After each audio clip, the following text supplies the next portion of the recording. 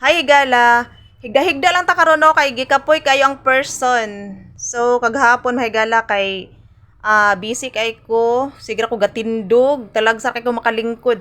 So nanakit kayo kong hawak. Mura na ta ani og tigulang no kay sakit ang hawak. So nako i-share sa inyo ha. Naay nag-comment no sa ako ang gi-post. So ingon siya sa ako ano mahigala. Wow, maganda. Parisbak naman idol. So, Tagalog kasi siya, no, mahigala. So, ako, no, mahigala kay mo risbak man jud ko. Basta kay, dili lang jud ko busy. Mo kuan man jud ko. Mo bisita man jud ko sa kuano, sa Facebook, sa uban. Basta kanang naka-comment bitaw sa ko ang mga gipang post, no. Mo comment po ko ang nagbalo sa ilahang mga gipang post. So, kato siya, no, mahigala kay, dili to siya follower nako. So, ni-comment siya sa ako ang gipost. So, ingon siya nga, wow, maganda. Parisbak naman, idol. So, mao to no, mahigala. Ako ang gi-open ang iyahang Facebook. So, pag open ako sa iyang Facebook, no, mahigala kay naka-lock.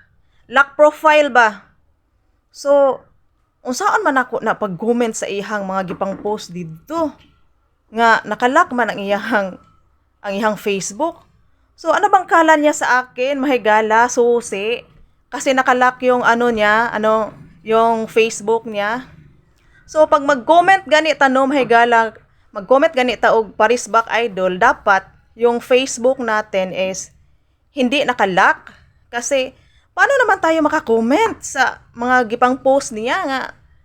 Kuan man siya, nakalock man ang iyahang Facebook.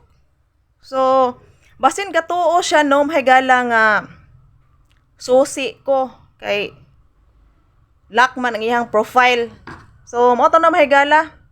So, basta gani ka nang mag-comment gani no, make sure nga ang ato ang Facebook dili pud siya kuan naka-lock kay saan pag-risback sa ato ang saan na to pag-risback, saan na to pag comment sa iyang mga gipang post dito nga naka-lock man ang iyang profile.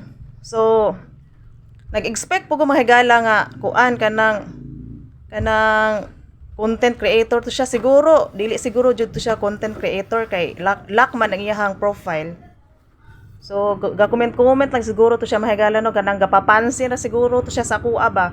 Kay para kanang ma-open lang jud nako ang iyang para lang jud kanang ma-visit nako ang iyang Facebook no. So, mora to siya mahigala nga ako ang ika-share karong hapon no. So, thank you for watching.